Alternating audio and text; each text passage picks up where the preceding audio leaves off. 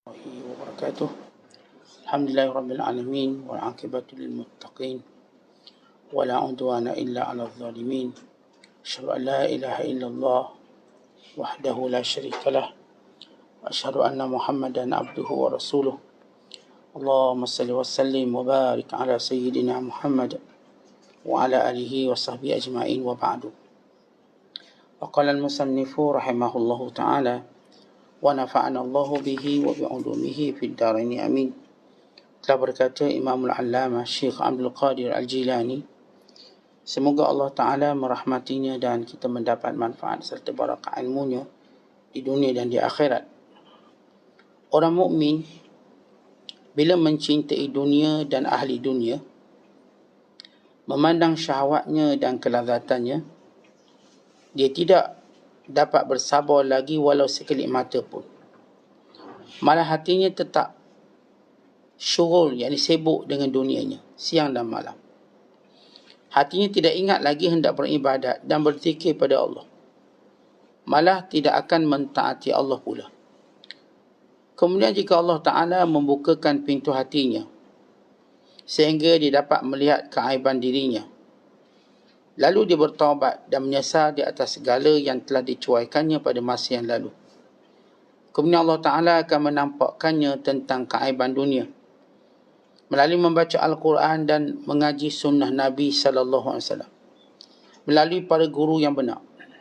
Ketika itu barulah akan datang zuhud menyerap ke dalam hatinya.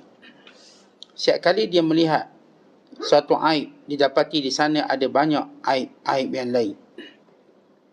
Maka tahulah dia ketika itu bahawa dunia ini adalah suatu benda yang binasa. Usianya pendek, dalam masa yang tertentu sahaja. Kenikmatannya akan lenyap, kecantikannya akan berubah, kelakuannya ganas, tangannya merosakkan, bicaranya bersalut racun, sedap di tepi lisan dan bacul, tiada tarik balik lagi, tiada asal dan janji, berdiri di atasnya seperti membina di atas air. Sebab itu dia tidak akan mengambilnya dengan hati yang terbuka dan tidak akan menjadikannya rumah yang dihuni. Sesudah itu dia akan meningkat setingkat lagi. Kini teguhlah pendiriannya. Dan kerana itu dia akan mengenali Tuhan Azza wa Jalla. Dan dia tiada akan mengambil akhirat juga sebagai tempat penetapan buat hatinya. Tetapi dia akan menjadikan ketetapan itu di sisi Tuhannya, baik yang berkaitan dengan dunianya atau akhiratnya. Dibinakan di sana rumah buah batinnya dan hatinya. Maka ketika itu tiada lagi akan membahayakannya mengingatkan dunia itu, walaupun dia membina 1000 bangunan sekalipun, kerana dia membinanya untuk orang lain, bukan untuk dirinya sendiri. Dia sebenarnya kini menurut perintah Allah dalam semua tindakannya, serta bermuafakat, yakni redha dengan takdir yang sudah ditetapkan Tuhannya. Dia mendirikan bangunan-bangunan itu untuk berkhidmat kepada manusia dan mengadakan kesenangan buat mereka, menyambung kegelapan dengan ketenangan dalam masak-memasak dan menyediakan roti, tetapi dia tiada memakan walau secubit pun daripadanya, kerana baginya ada makanan yang khusus. Tiada siapa yang akan berkongsi dengannya, dan dia akan memakan macam orang yang berbuka sahaja ketika merasakan makanannya, dan hanya gemar berlapar dan berpuasa sahaja ketika orang lain sedang menyantap makanannya. Orang yang berzuhud itu sebenarnya berpuasa daripada makan minum, sedang orang arif berpuasa daripada makanan kebiasaannya. Dia selalu lapar, tidak akan makan dari tangan yang bukan tabibnya. Penyakitnya terjauh dari Allah dan penawarnya dekat dengan Allah. Puasa orang yang zuhud pada siang hari, tapi puasa orang yang arif pada siang dan malam hari sekaligus. Tiada berbuka buat puasanya, melainkan sesudah dia menemui Tuhan Azza wa Jalla. Orang arif billah berpuasa sepanjang masa, sentiasa demam. Dia berpuasa sepanjang masa dengan hati dan berdemam dengan batinnya. Dia tahu bahawa sembuhannya nanti bila dia bertemu dengan Tuhannya dan berada di sisinya. Muslimin dan muslimat yang dirahmati Allah sekalian, Syekh Abdul Qadir menceritakan bagaimana orang-orang beriman itu mendaki jalan-jalannya sehingga bertemu dengan Tuhannya. Dan bagaimana bila Allah Ta'ala nak beri taufik dan hidayah kepada orang-orang yang beriman kepadanya, maka dia ubah dirinya dengan menampakkan aibnya dan menampakkan aib dunia. Lalu dia mula mengubah, mula memperbaiki, mula mengemaskini iman dan juga hubungannya dengan Allah Subhanahu Wa Taala. Kalau kita lihat dari sudut tingkatan orang beriman,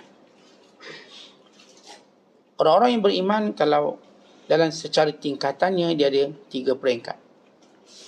Yang pertama disebut sebagai raghib, yang kedua disebut sebagai sabir, yang ketiga disebut sebagai zahid.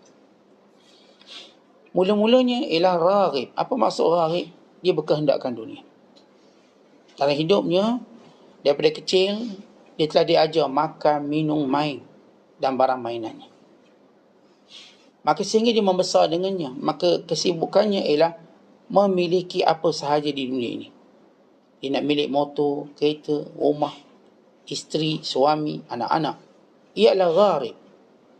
Apa sahaja yang dia angan-angan, dia cita-cita, yang diceritakan, maka dia nak. Maka ini peringkat pertama. Semua orang akan melalui peringkat ini dalam keadaan kita nak semua. Kadang nak berniaga pun kita. Yang nak jadi kaya pun kita. Nak jadi terkenal pun kita. Nak jadi orang yang glamour pun kita. Ini raghib, yang berkehendak selalu nak. Mula kita akan sampai satu hakikat kehidupan, bahawa tak semua yang kita nak kita dapat. Tak semua. Ada orang yang diuji tak dapat anak, walaupun dia berkehendak. Dia pun kahwin awal supaya dapat anak ramai. Dia pun kahwin dengan orang muda. Dia pun kahwin dengan teruna. Dia pun kahwin dengan anak dara. Semuanya usaha untuk dia dapat anak ramai dan awal. Tapi dia tak dapat. Ada orang yang dia nak kaya, lalu dia masuk semua coaching bisnes dan sebagainya, tapi dia juga tak berjaya. Peringkat kedua ini dia akan membentuk orang beriman yang sabar. Maka tidak kita mesti sabar. Dan peringkat ini orang beriman akan mencari apa saja ramuan untuk jadikan dia sabar. Yang tak ada anak, dia cari ramuan macam mana nak suruh sabar. Sama ada dengan cara ikhtiar, berobat ke Mekah, doa. Kira tu. Yang nak kaya pula, dia pun cari semua ramuan. Macam mana nak berjaya? Doa, zikir, sedekah, lain-lain hal. Namun dalam peringkat ini, dia telah memilih sabar. Dapat atau tak dapat, itu hal lain. Saya akan memilih sabar. Ini peringkat yang kedua yang kita lalui dalam hidup. Yang saya katakan, pada mula-mula, kita punya kehendak yang luar biasa. Semua benda kita nak. Bila kita masuk pada alam realiti, baru kita tahu tak semua yang kita nak kita dapat. Tak semua. Yang ni dah masuk kerja, dah bercita-cita akan jadi pengarah atau ketua. Akhirnya tak dapat, dia pencen orang biasa. Tapi akan habis sifat kedua, namanya sabar. Maka dia terus bersabar. Namun bila mana Allah Ta'ala nak jadikan dia kekasihnya, Allah akan angkat lagi menjadi zahid, orang yang zuhud. Zuhud ni bagaimana? Dia mula melihat dunia dan keaibannya. Dia bukan sekadar sabar dengan apa yang dilaluinya, bahkan dia rasakan bahawa inilah yang terbaik untuknya. Dia sudah gembira dengan ujian Allah. Dia bukan sekadar sabar, dia redha, dia gembira. Peringkat ini dia melihat dunia dengan pandangan bahawa dunia ini akan binasa. Dia juga melihat dirinya akan binasa. Maka dia melihat ganti yang lebih baik, itu akhirat. Ini peringkat zuhud. Wal akhiratu khairun wa abqa. Waktu itu, tuan-tuan sekalian, dia cuma nampak akhirat. Maka sibuknya mengumpulkan pahala. Dan sibuk dia bertaubat. Dan sibuknya untuk dia menjadi orang mukmin yang sebenar. Atas nama zuhud yang sebenar. Dunia tidak lagi berada di hatinya. Cuma berada di tangannya. Kepercayaannya bukan pada teorinya, bukan pada ilmunya. Kepercayaannya pada penciptanya. Dia lebih mempercayai Tuhannya daripada segala perancangan dia. Ya, saya rancang macam-macam, apapun dengan takdir Allah. Kita buat macam-macam apapun dengan izin Allah.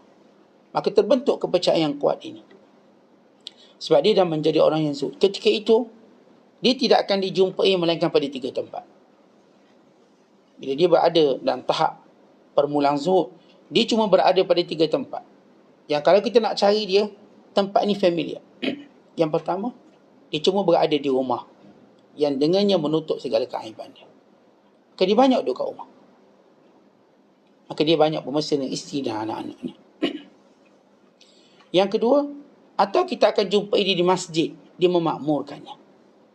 Dengan segala ketaatan, dengan segala kebaikan dia nak buat. Dan yang ketiga, kita akan jumpanya di tempat kerja yang dia tidak perlu mencarinya sebagai satu tanggungjawab. Artinya kalau tuan-tuan nak cari orang beriman ini, tuan-tuan cuma cari 3 tempat dia ada. Sama ada kat rumah, atau kat masjid, atau tempat kerja dia. Dia tak ada pada tempat keempat, kelima, keenam. Maksudnya kebiasaan. Sebab tu tuan-tuan, kita nak cari orang alim tak susah. Kita nak cari orang baik ini tak susah kalau kita tahu kaedah ini. Semalam kita sebut bahawa orang baik tu ramai. Tapi bila kita tak jumpa orang baik, kerana kita tak tahu. Kita tak tahu di mana orang tu baik. Kita tak tahu kaedah dia. Jadi mungkin seorang kata, kalau macam tu jadilah baik. Dia bukan isu kita nak jadi baik, isu kita nak cari orang baik dulu. Masalah kita jadi baik atau tak jadi baik, ini isu yang lain. Isunya ialah, ramai orang tak tahu nak cari orang baik. Dia tak tahu nak cari orang baik. Dan dia tidak tahu mendekati orang baik. Sebab kalau kita baik saja tidak cukup kalau kita tak tahu cara mendekati orang baik. Kerana orang baik dia ada seni untuk mendekatinya. Pertama, kita mengetahui tempat mana orang baik biasa berada. Biasa orang baik berada, dia akan berada di rumah dia. Banyak berada di rumah, ini tanda kebaikan dia. Sebab dia tak terdedah dengan banyak kerosakan luar. Siapa kata? Ini disebut oleh Nabi SAW. Nabi kata, وَلْيَسَعْكَ بَيْتُكَ, hendaklah kamu banyak berada di rumahmu. Waktu baginda sallallahu alaihi wasallam ditanya, man najah ataupun man najah, apakah penyelamat itu? Lalu kata Nabi sallallahu alaihi wasallam, ibki ala khati'atika wal yas'aka baituk wa amsik lisanak. Kata baginda sallallahu alaihi wasallam, selamat itu bila mana kamu sentiasa menangis ingat dosa kamu. Dan kamu banyak duduk rumah kamu. Dan kamu menjaga lidah kamu. Bila Rasulullah menyatakan wal yas'aka baituk, amsik lisanaka wal yas'aka baituk wabki ala khati'atik. Itu lafaz yang betulnya. Man najah, kata Rasul, amsik alaika lisanaka wabki ala khati'atika amsik alaika lisanaka wal yas'aka baituka wabki ala khati'atika. 3 perkara. Jaga lidah, banyak duduk rumah, dan menangis atas kesilapan kamu. Maka perkara yang saya kata kita nak selesaikan dalam kehidupan kita bukan sekadar untuk jadi orang baik. Ya, menjadi orang baik itu kewajiban kita. Tetapi kita nak cari orang baik. Mana kita nak cari orang baik? Sebab kita, tuan-tuan, manusia tak boleh hidup seorang. Hatta Nabi SAW, bila baginda berdakwah, Nabi membentuk kawan yang baik. Maka dia bentuk Abu Bakar As-Siddiq. Dia bentuk sekumpulan sahabat Al-Mubasysyirin bil Jannah, 10 orang yang awal masuk syurga, yang dijamin masuk syurga. Maka sahabat-sahabat ini yang menguatkan dakwah baginda SAW. Hatta kata Rasulullah SAW, setiap Nabi dia akan ada sahabat.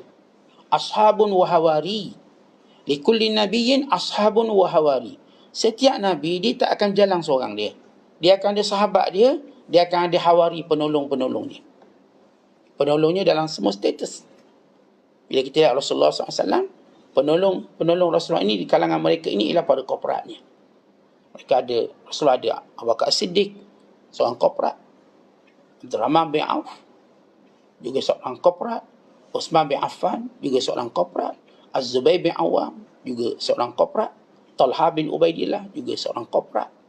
Kalangan sahabat-sahabat yang mereka ini orang baik. Orang yang baik. Yang dijamin masuk syurga.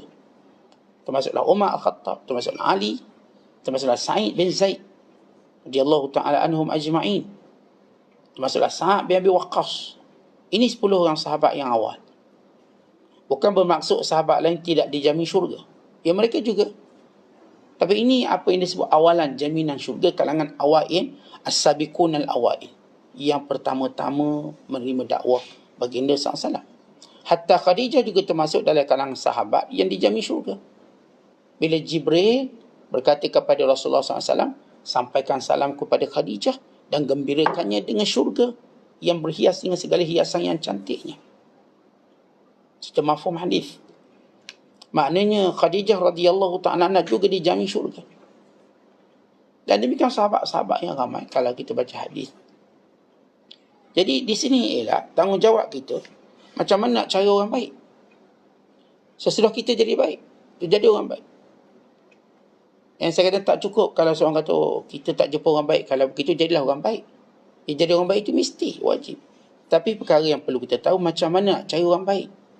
Kalau kita baik seorang, kita tak akan bertahan. Kerana dunia ini, antara benda yang paling menakutkan mana-mana orang alim, orang soleh, ialah kebosanan. Bosan dalam beragama ni cukup bahaya. Dipanggil al-malal, penyakit bosan beragama. Tetapi bila kita bersendirian, kita kena penyakit ini lebih cepat berbanding ramai. Bayangkan tuan-tuan pergi masjid, seorang baca Quran, seorang.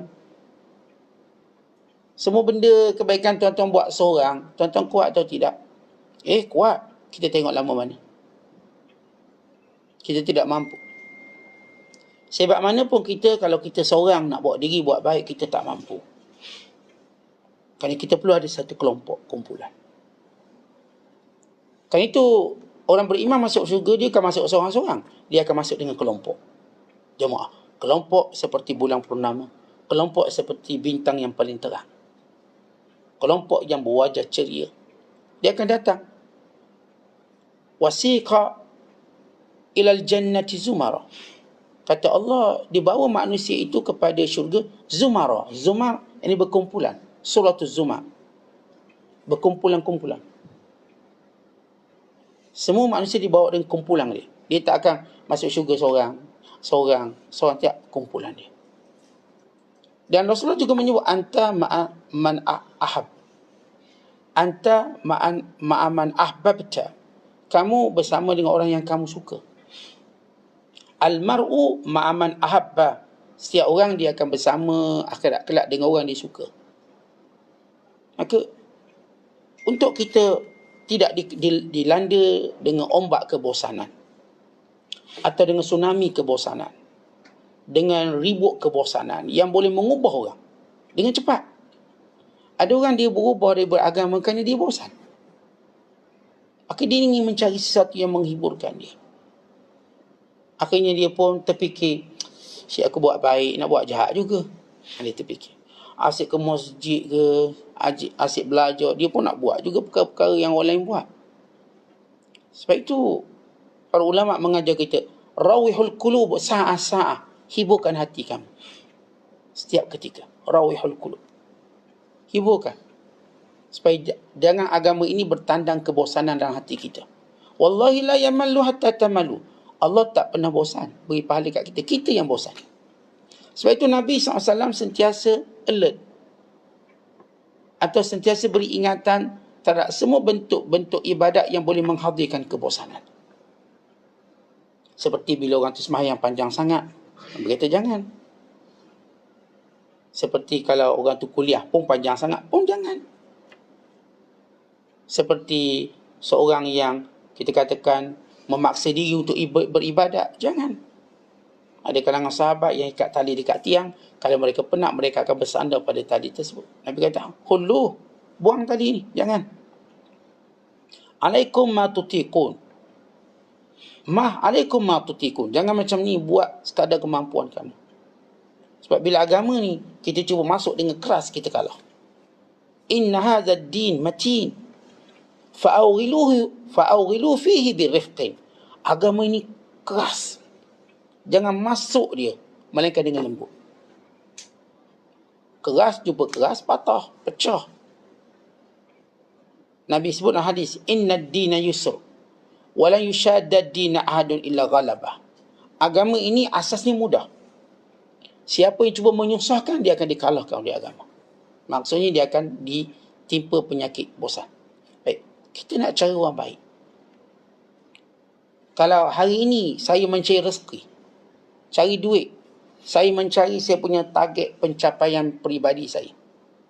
Antara benda yang juga saya mesti cari sebagaimana bersungguhnya saya cari duit, saya cari pangkat ialah mencari kawan yang baik. Saya mesti bersungguh cari kawan baik. Tentang cari kawan baik ni bukan macam tuan-tuan cari sampah tu. Kawan baik ni kita cari betul-betul. Sebagaimana susahnya kita cari emas dan permata dan mutiara. Kita tahu kesukarannya sampai berenang di lautan dalam untuk dapat mutiara yang indah.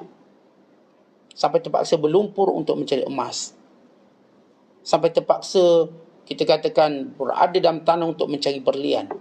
Sama juga kawan yang soleh. Kawan-kawan ini kalau kita dapat berbaloi, lebih baik daripada kita dapat segala harta benda kita kat dunia ini. Ini kawan yang baik.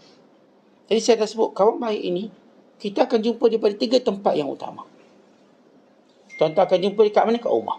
Jadi senang kita nak jumpa dia kat rumah. Dan dia pun dengan mudah datang rumah. Yang kedua, kita akan jumpa di masjid. Sesibuk mana pun dia, tuan-tuan boleh jumpa dia. Sebab itu Nabi SAW, ini figure yang paling sibuk dalam dunia. Tuan-tuan nak tahu, kalau kita tak tengok yang lain, cukup kita tahu Rasulullah ada isteri 9 orang, itu kesibukan Nabi. Cukup. Kita bini seorang pun dah tak tentu masa. Sibuk. Ni orang rumah kau pula ni. Ni orang ni, kita rasa sibuk. Tu baru bini seorang. Ni kalau bini 2 orang, huru-hara mati tengah jalan. Kita lah kalau kita. Kalau bini kita 3 misalnya, huru-hara kita. Anak kita seorang, dah huru-hara dah. Hantar sekolah lah ini. Kalau 2, kalau 3. Rasulullah SAW paling sibuk dalam dunia. Sebutlah siapa pun tidak akan sesibuk baginda sallallahu alaihi wasallam. Tak akan. Kita boleh buktikan dengan pelbagai sudut kesibukan baginda. Setiap masa yang ada dalam kehidupan Rasulullah ialah emas dan permata. Dia laluinya dengan begitu bermanfaat. Yang saya katakan, kalau kita orang yang berumah tangga, cukup kita kiaskan Rasulullah ada isteri ramai. Macam mana Nabi memenuhi keperluan pada isterinya. Dan selepas setiap asar, baginda akan round setiap rumah isterinya. Bertanyakan apa keperluan mereka. Ada yang kurang, maka cukup. Sehingga isteri Rasulullah dapat jumpa Nabi setiap hari. Walaupun ada giliran, tapi setiap hari dapat jumpa. Dan umat Islam seluruhnya dapat jumpa Rasulullah. Di mana? Di rumah Allah. Nabi 5 waktu solat menjadi imam. Tuan-tuan, kalau tuan-tuan tengok jawatan sibuk imam. Sebab imam ni dia tak lagi jauh. Sebab dia ada 5 waktu solat. Dia baru nak pergi Simpang Renggang, kena patah balik sebelum zuhur. Dia baru keluar sikit nak pergi Johor Jaya, patah balik sebab nak solat asar pula. Dia baru keluar lepas asar nak cari makanan durian, dia kena balik sebelum maghrib. Dia baru nak keluar maghrib, dah nak isyak. Maka dia tidur sekejap, dia kena bangun nak subuh pula. Cuba orang kita ni tuan nak tahu sibuk tak sibuk, jadi imam. Oh, sibuk. Jadi imam. Kerana masa ni di betul-betul dijaga 5 waktu. Ini baginda sallallahu alaihi wasallam, kesibukan Nabi tapi dapat jumpa di masjid. Sebab tu kalau tuan-tuan tengok karakter orang sibuk, sesibuk mana pun dia, kalau dia orang baik, kita akan jumpa di masjid. Katakan dia ni sibuk dengan korporat dia. Yang ni sibuk dengan universitinya. Yang ni sibuk dengan mengajar ni. Yang ni kalangan orang baik-baik kita. Ini sibuk dengan kita katakan kebajikan sosial. Namun kita akan nampak similar persamaan mereka berada di masjid. Sebab waktu zuhur duduk depan sekali. Asar. Dan kita tahu mereka ini akan, walaupun mereka sibuk, mereka berada sah depan sekali. Sehingga kita dapat tahu melalui beberapa alamat, nak tahu orang baik, dia duduk masjid. Satu. Yang kedua, dia duduk sah depan sekali. Yang duduk sah belakang tu, tuan-tuan kena tapis dulu. Dia belum cukup baik. Sebab kalau dia baik, dia akan ke depan. Dia belum cukup baik. Sah depan, maka kita tahu ini kelompok-kelompok yang berebut untuk dapat kebaikan. Yang mudah kita kenal. Zaman Nabi SAW, yang depan sekali itu semua sahabat-sahabat yang, kalau kita sebut istilahnya power. Ini Umar, ini Abu Bakar, ini tak pernah Abu Bakar, ini tak pernah belakang. Abu Bakar radhiyallahu ta'ala anhu, secara umumnya, Allah ma'ilah melainkan bila ada perkara tertentu. Tetapi secara umumnya, mereka ialah di kalangan orang berada di depan. Kerana mereka orang terbaik. Tuan-tuan, orang terbaik, dia akan pilih benda terbaik. Takkanlah dia baik, lepas tu dia pilih soh ke-10. Dijahit. Sebab kebaikan itu mesti dengan ilmu. Kebaikan bukan dengan sebab kebiasaan. Kebaikan bukan sebab ikutan. Kebaikan dengan sebab ilmu. Seorang didina baik atau tak baik bukan kerana kebiasaan dia, tapi kerana ilmu. Saya dengan ilmu yang Allah beri pada saya menilai orang yang baik dengan ilmu yang ada pada dia. Saya tahu. Sebab kalau kita nilai orang dengan kebiasaan, kita akan tersilap nilai. Tapi kalau kita menilainya dengan ilmu, kita tak akan tersilap nilai kita. Kita tahu kebaikan-kebaikan dia. Baik, ini kita katakan bagaimana seorang itu melalui ataupun usaha mencari kawan baik. Baik, kita lihat apa kata Syekh Abdul Qadir. Pertama-tama orang mukmin sibuk dengan dunia, terpesona dengan dunia, terperangkap dengan dunia, dimainkan oleh dunia, dilambung oleh ombak dunia. Lama-kelamaan bila Allah Ta'ala nak beri kebaikan, yang pertama-tama Allah jadikan dia melihat keaiban di sini. Aku ni sampai bila nak cari dunia? Dia nampak keaiban. Aku ni cari dunia untuk apa sebenarnya? Aku tinggalkan akhirat, tak takutkah aku pada neraka? Tak takutkah aku pada kebinasaan aku satu hari nanti? Dia dengar kawan ni mati, kawan ni ICU, kawan ni kena stroke, dia mula tersedar, ya Allah, sibuk-sibuk aku cari dunia, aku lupa bahawa tempat ini tempat manusia akan binasa. Sibuk-sibuk aku cari dunia, rupanya tempat ini orang tak duduk lama. Sibuk-sibuk cari dunia, dia tahu bahawa dia akan tua. Dan apa nilainya lagi dunia bila dia sudah tua?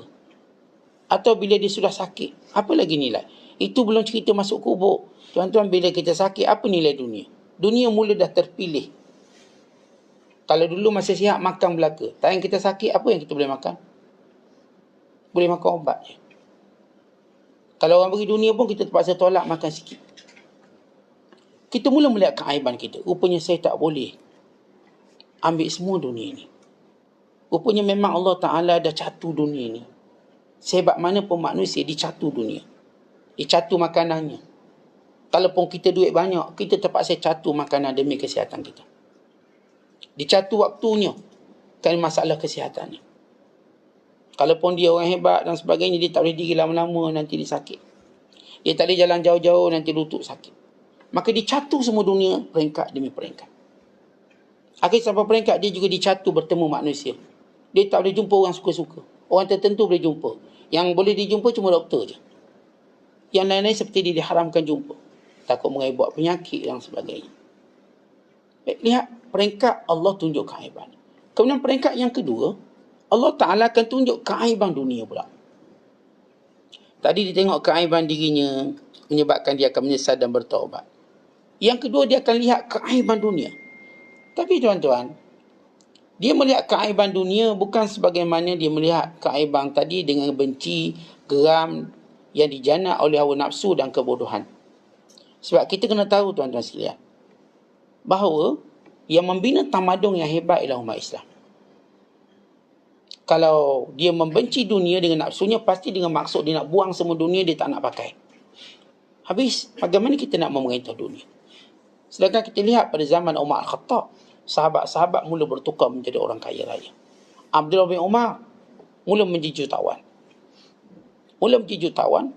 Pada zaman selepas kewafatan Nabi SAW. Itu pada zaman Uthman bin Affan. Abu Hurairah yang asalnya miskin, yang tak cukup makan sampai pengsan ketika solat, akhirnya menjadi jutawan. Semua mereka ini mula menjadi golongan-golongan berada. Dengan jatuhnya Rom, jatuhnya Parsi, Islam menguasai dunia, wilayah luas, membina tamadun. Tamadun Islam ni kita ingat bukan tamadun fakir miskin. Tamadun yang penuh kekayaan. Sehingga tidak ada orang nak terima zakat. Sehingga masjid dibina dengan begitu hebat. Gah, bala tentera dan senjata. Sehingga mempunyai pasar-pasar yang luas. Khutuk khanah yang banyak. Hasil, ia tamadun yang penuh dengan kekayaan. Macam mana orang dulu faham makna dunia ini? Sebab mereka melihat dunia ini, mengetahui aibnya melalui Quran dan hadis, dan juga melalui nasihat para ulama. Tentang dunia ini, dia tidak tercemar dan tercela. Yang tercela tercemar, kita yang menguruskannya. Dunia ni kalau masalah, ya amanah Allah. Sebab itu disebut dalam hadis, inna dunya khulwatun khatiratun wallahu mustakhlifukum fiha fanadhiru madza ta'malun. Allah yang ciptakan dunia dengan penuh keindahan ini, dan Allah menjadikan kamu sebagai penjaganya, dan Allah akan tengok kamu buat apa. Yang berjaya menjadikan dunia sehingga dia sampai ke akhirat. Yang gagal dengan dunia, dia akan mati. Dia akan mati dalam dunia tersebut, binasa. Jadi kita kalau nak lihat keaiban dunia, lihatlah keaiban dunia pertama dengan teropong Al-Quran. Yang kedua dengan sunnah Nabi. Yang ketiga dengan bimbingan pada guru yang muktabar. Maka guru-guru ini akan beritahu, okey, ini ambil, ini tinggal, ini jangan, ini boleh, ini banyak ni. Ini sukatan-sukatan tadi. Seumpama doktor yang memberi sukatan obat kepada pesakit. Doktor kata ini 3 kali sehari. Yang ni pula 2 kali sehari. Yang ni 5 kali sehari. Yang ni sebelum makan. Yang ni selepas makan. Yang ni kena senantiasa. Artinya, bila kita lihat bagaimana kita dibimbing untuk mendapat dunia. Bukan membuang dunia. Mula kita dibimbing melihat keaiban dunia ini, jangan masuk dalam hati. Cuma berada di tangan. Umpama kalau orang buat sabun, sebagaimana sabun, yang owner ni takkan kata, okey, minum sabun ni. Kenapa nak minum? Sedap, bau strawberry. Sabun ni bau coklat. Orang bodoh pun nak minum. Jangan. Sabun ni cuma di tangan, bukan masuk perut. Ini cuma basuh lantai. Ini cuma untuk basuh pakaian. Tapi bukan untuk diminum atau dimakan. Walaupun baunya lebih wangi daripada makanan. Maka dia tahu mana tempat. Jangan mentah-mentah sabun untuk bau strawberry terus diminum. Ni sedap ni bau strawberry, teguk, mati dia. Atau sabun ni perisa biryani. Sabun perisa biryani gam. Sedap macam biryani bau. Dia pun nak makan, maka binasa. Sebab sewangi mana pun sabun ini, dia ada tempat dia. Ada pula busuk. Busuk, tapi dia boleh makan. Busuk boleh makan ya? Setengah orang kan kalau bau durian kan busuk. Bau petai busuk. Tapi boleh makan, sihat, wangi. Maka makan. Ini kan busuk. Sabun tadi lagi wangi. Why not kita makan sabun? Tak boleh sebab fungsinya bukan untuk dimakan. Maka dunia macam tu tuan-tuan. Dunia ni bila kita lihat dengan pandangan Al-Quran, hadis, dengan bimbingan para alim ulama, lalu kita tahu ni nak letak kat mana, ni nak atas ke bawah, ni kanan ke kiri, ni tepi ke ataupun depan ke belakang. Semua dia ketahui dengan baik. Maka dia terselamat bila dia melihat segala keaiban dunia. Dia tahu dunia cuma amanah. Dia tahu dunia cuma untuk mencari akhirat. Dia tahu dunia jangan disibukkan daripada ingat Allah. Dunia jangan dilalaikan dia mengingati Allah. Dunia jambatannya ke akhirat. Dunia ialah tempat dia menyemai segala kebaikan, dan dunia bukan tempat ditinggal, sebagaimana kata Imam Asy-Syafi'i. Bila beliau menyatakan dalam syairnya, inna lillahi ibadan futana talakud dunya wa khaful fitana nazaru fiha falamma alimu annaha laysat lihayyin watana ja'aluha lujjatan wattakhadhu salihal a'mali fiha sufuna. Allah ada hamba-hamba yang cerdik yang sudah menceraikan dunia kerana takut fitnahnya. Mereka melihat ke dalam dunia, mereka mengetahui ini bukan tempat tinggal yang abadi. Lalu mereka menganggap dunia ini bagaikan ombak, bagaikan lujjah, yang bagaikan lautan yang luas. Lalu mereka menjadikan amal soleh mereka sebagai bahteranya untuk mereka selamat. Sebab itu kata Luqman Al-Hakim, ad-dunya bahrun amiqun gharika fihi kasirun. Dunia ni laut yang dalam, yang ramai dah tenggelam. Ramai tenggelam. Maka hendaklah kamu berlayar dengan betul. Dengan takwa itu perlu menjadi isi muatan kapal kamu. Layar itu mesti tawakal kamu kepada Allah supaya kamu selamat. Jadi kalau tuan-tuan, kita kalau tengok laut, apakah kita berani berenang gitu je? Tak, kita akan cari kapal. Kapal pun kita tengok, ni kapal ni boleh sampai tak sampai. Kalau bagi boat fiber suruh pergi Mekah, tak pergi kita. Orang kata ni, bot fiber, enjin sangkut, kuasa kuda 150 kuasa kuda. Atau dia bagi kita ni bot pancung ni. Ni kuasa kuda 300 horsepower. Tapi nak ke mana? Pergi Mekah. Kita tak berani. Walau dia laju, tapi laut yang luas tadi tak mampu dia menempuhnya, melainkan dia akan terbalik. Maka kena cari kapal besar. Kapal besar ni pun kita terpaksa berlayar di tepi, berhampiran dengan pantai. Andai-andai karang kita sempat sampai ke pantai. Sebab tu semua kapal-kapal cruise ni, bila dia berlayar, dia akan kira jarak darat yang paling dekat dengan dia. In case berlaku apa-apa. Hatta kapal terbang, dia terbang pun dia akan cuba menghindari beberapa perkara bimbang. Kalau terlalu tempat, dia akan cepat hancur. Mungkin dia akan melalui sebahagian pantai. Supaya kalau jatuh di pantai, kemungkinan selamat tu ada pada fikiran mereka. Tetapi kalau begitu orang fikir, walaupun ada kapal, tapi kalau tak cukup besar, jangan pergi ke lautan Atlantik ataupun lautan Pasifik. Ini setakat bot fiber ni main kat tasik sudahlah. Tapi bila dah berombak, bila dah tengkujuh, ombak dah tinggi 3.5 meter, kapal-kapal kecil dinasihatkan jangan pergi.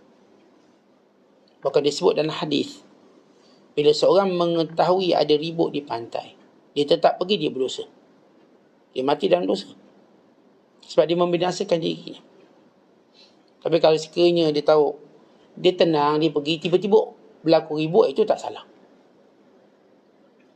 Jadi begitu orang-orang yang dekat dengan Allah melalui dunia. Dia tengok pantai yang luas, dia akan siapkan kapal yang sesuai. Kemudian kata Syekh Abdul Qadir, sesudah dia sibuk dengan akhiratnya, maka akhirat juga ditinggalkan untuk dia mula sibuk dengan Allah, dengan maksud mengenali Allah. Ya, ketika itu bicaranya tentang syurga, tentang pahala. Kali ini tidak, bicaranya tentang Allah. Rindunya untuk bertemu dengan Allah, berada di sisi Allah Subhanahu Wa Taala. Setiap kali dia berjauhan dari Allah, dia akan sakit. Bila dia mendekatinya, maka dia akan sihat. Dia akan sihat.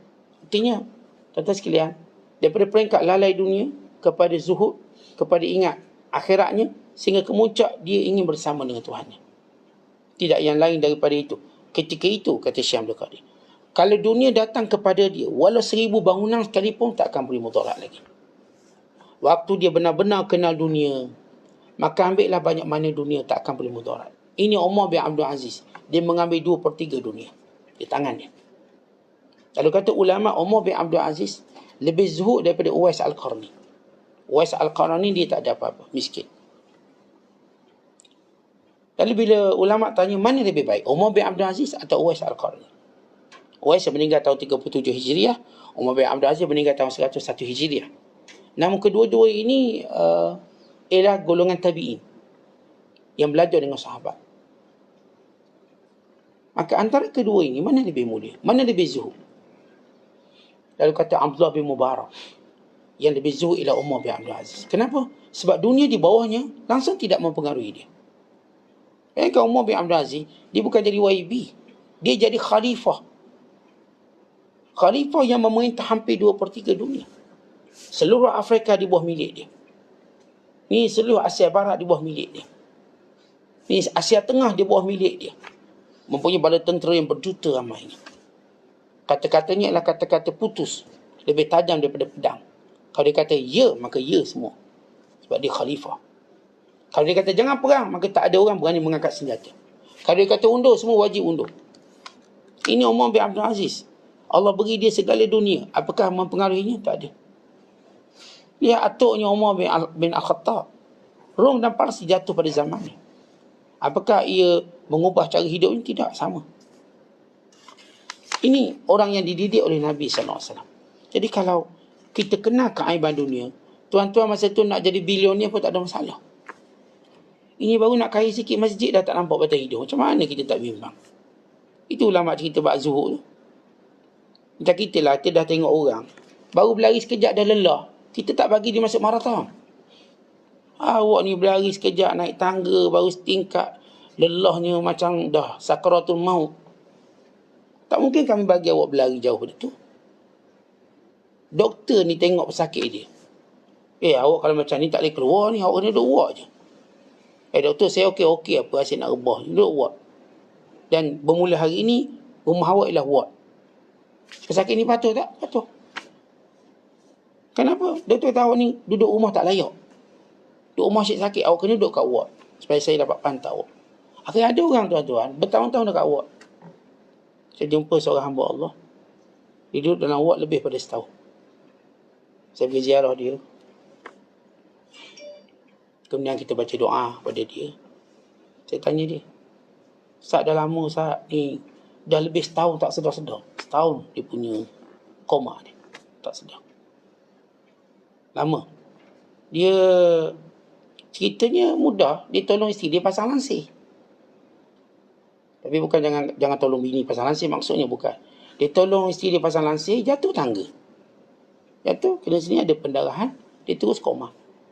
Lebih pada setahun. Daripada ICU, akhirnya dah. Oleh kerana ICU kan ramai orang nak masuk. Pindah buat biasa tapi macam ICU. Dia tak semua pernafasan. Dan saya menziarahinya. Dan selepas itu dia meninggal dunia. Berapa tahun? Doktor melihat yang tepat penlayak duduk kat hospital. Sebab itu bila para ulama kadang-kadang, Ustaz ni macam anti dunia. Tak, bila kami nampak dunia boleh rosakkan kamu, kami memang anti. Tapi ketika mana dunia ni tidak rosakkan kamu, maka kami alu-alukan, bukan kami bersama kamu. Kami duduk dengan kamu untuk menikmati dunia kamu. Sebab kami tahu dunia ini tidak melalaikan kamu. Kamu boleh sembahyang, kamu tahu halal haram, kamu tahu dosa pahala, kamu tahu ini yang boleh atau tak boleh, maka kami akan bersama kamu. Dan kami terima pemberian kamu. Tapi kalau tidak, kami tak akan terima. Kalau kami tahu kamu terlibat rasuah itu, kami tak akan terima. Jadi sebagaimana kami larang kamu, tinggalkan benda itu. Walaupun kita tahu risiko tinggal habis-habis saja. Tapi ini untuk selamatkan kamu di akhirat kelak. Bukan dunia lagi. Maka ketika itu, waktu seorang mengetahui keaiban dunia, maka sila ambil dunia banyak mana. Dia tak ada masalah. Tentang gini, kalau orang tu, dia dah tahu bahaya buaya dia. Bahaya buaya. Masa tu dia boleh bela beribu buaya pun tak kisah. Dia memang tiap-tiap hari bagi makan buaya. Pagi, petang. Tuan-tuan berani kerja bagi makan buaya? Tak berani sebab saya tak ada ilmu. Tahu pun. Ini orang yang dah tahu ilmu. Tiap pagi dia bagi makan buaya. Dia bukan bagi campak tu. Dia turun dalam air. Ulur macam ni. Kenapa dia berani? Kerana dia sudah ada ilmu. Dia dah tahu bahayanya. Ni kita pergi zoo tuan-tuan. Ni jenis masuk dalam sangkar zoo. Bersih zoo dan kadang harimau tadi masih lagi bekal. Lelek dia. Siap dimandikan harimau tadi. Berapa ekor pun dia tak kisah. Kenapa? Dia sudah tahu. Tapi orang macam kita yang tak tahu ni, nak lalu depan dia pun kita takut. Dan lalu kan dia ngap. Ini bukan kadar lalu. Dia boleh duduk sebelah dia. Dia boleh mandikan. Begitu dunia. Dunia ini lebih bahaya pada binatang buas. Kerana binatang buas cuma matikan dunia kita, habislah. Sebuah buah binatang just makan kita kat dia mati. Tapi dunia ini menghancurkan akhirat kita. Ni kat dunia boleh dah terukkan kita. Huru-hara dah kita. Ni kat akhirat terus kekal dalam neraka. Terus diazab oleh Allah. Maka bahaya dunia lebih bahaya daripada binatang buas. Kemudian kata Syekh Abdul Qadir, waktu itu maka dia semua perkara dia mengikut perintah Allah. Dan semua takdir dia bersetuju. Dia tak ada objection, bantahan. Semua takdir muafakat. Bukan dia nampak itu lebih baik. Dan waktu itu keinginannya untuk berkhidmat pada manusia lebih daripada keinginannya untuk diri dia. Dia jadi macam seronok pula berkhidmat. Dia kalau pergi makan tuan-tuan, dia bukan seronok makan, dia seronok bayar orang makan. Seronok ni bayar. Dia umpama kalau kita jadi mak ayah, kita seronok tengok anak kita makan, bukan kita makan. Kadang-kadang kita mak ayah ni kita tak makan pun tak apalah. Anak-anak makan. Kita punya teruja tengok dia makan. Siap kita kata tambah. Kita bangun angkat, ambil makanan, makan. Kenapa? Kita sudah berada pada tahap kita. Tahap yang tertentu. Tahapnya bukan lagi untuk makan. Tahapnya untuk berkhidmat pada orang. Khidmat itu lebih kita suka. Bukan sampai ketika mana orang lain suka makan, kita lebih suka berpuasa. Puasa menjadi keseronokan kita. Bukan di sana ada beza orang zuhud dan orang arif. Orang zuhud dia berpuasa siang hari. Tetapi orang arif dia berpuasa siang dan malam. Apa maksud berpuasa siang dan malam? Apakah dia tak makan siang dan malam? Maksud dengan puasa yang sebenar, itu menjauhi larangan Allah. Bukan sekadar menjauhi makan minum yang menjadi maksud orang berpuasa secara awam. Tetapi maksud sebenarnya ialah larangan Allah. Kenapa kita jauhi makanan waktu kita puasa? Sebab itu larangan. Maka para arif billah melihat larangan itu dengan lebih utama daripada makan dan minum. Akhir setiap ketika penyakitnya ialah bila dia jauh dari Allah. Dan obatnya bila dia rasa dekat dengan Allah SWT sehingga dia bertemu dengan Allah. Lihat bagaimana Syekh Abdul Qadir menyebut. Begini peringkat perjalanan manusia. Daripada pencinta dunia kepada orang yang sabar dengan dunia, kepada orang yang zuhud pada dunia, kepada orang yang terus menaiki tingkat-tingkatnya. Sebab itu tuan-tuan sekalian, setiap manusia akan lalui tingkat ini. Kita akan ada zaman jahiliah kita. Kita ada zaman buruk kita. Tetapi jangan pernah pandang ke belakang untuk melambatkan perjalanan menuju akhirat. Biar kita saban hari, setiap hari lebih baik. Hari ini lebih baik pada semalam. Kalau semalam kita baca juzuk, hari ini juzuk lebih setengah. Kalau semalam kita memang nak jadi baik, hari ini memang kita baik. Kalau semalam kita cari orang baik, hari ini kita bersungguh cari orang baik-baik. Sehingga kita dapat mendampingi mereka. Sehingga mereka mengenali kita dan menyebut nama kita dalam doa. Kita tak akan tenang sehingga kawan-kawan kita soleh menyebut kita dalam doanya. Tanda kita mendapat bahagian orang soleh bila doa kita, bila nama kita ada dalam doa mereka. Maka kita dah mendapat golongan orang-orang yang soleh. Tapi selagi mana tuan-tuan orang ni tak doakan kita dalam doanya, kita belum dapat nilai kawan yang baik. Sebab itu Nabi SAW sentiasa ingatkan, orang baik akan doakan kawannya yang baik. Waktu Umar Khattab nak pergi umrah, kata baginda sallallahu alaihi wasallam, la ukhayya la tansani min du'aika. Wahai saudaraku yang tercinta, jangan lupa aku dalam doamu. Jangan lupa aku dalam doamu. Doakan. Sebab saya katakan kalau orang tu soleh, maka dia akan masukkan nama orang-orang yang baik dalam doa dia. Sebagaimana dia masukkan nama ibu ayahnya. Dia akan doakan pada ibu ayah dan dia akan doa orang-orang ini. Sebab itu kata Ahmad bin Hanbal, radhiyallahu ta'ala anhu, aku tidak pernah meninggalkan doaku kepada Imam Asy-Syafi'i rahimahullah. Radhiyallahu ta'ala anhu. Tak pernah. Sepanjang lepas aku solat, lepas aku doa mak ayahku, nama Imam Syafi'i adalah doa aku. Ya, ini benar-benar orang soleh bersama orang soleh. Jadi kalau kita berkawan tuan-tuan sekalian, bukan kita nak dia belanja makan minum, kita nak dia, nama kita ada dalam doa dia. Ya, apakah salah saya nak tanya? Saya nak tanya, Haji pernah doa untuk saya? Tuhan pernah doa untuk saya? Kalau pernah, alhamdulillah. Kita dah termasuk. Bukan kita paksa dia doa, tapi kita tanya. Mudah-mudahan kita ni tuan-tuan senantiasa ada dalam doa orang-orang yang soleh. Sebagaimana tuan-tuan diajar jumpa tok guru, jumpa ulama, tolong doakan saya, tolong doakan saya. Tapi kita nak dia bersifat auto. Bukan manual. Bukan sekali ditekan gear. Just sekali doa, nama tu masuk automatik. Maka kalau kita dah dapat bahagian doa orang soleh, maka kita orang bahagia. Kita dapat persahabatan yang sebenar. Orang ni insya-Allah ta'ala, inilah dia pemberi syafaat kita. Inilah orang yang benar-benar tak akan tinggalkan kita di akhirat. Kalau doa kat kita pun dia tak ingat, kita pun bimbang. Kalau dalam doa kamu tidak ada nama saya bimbang.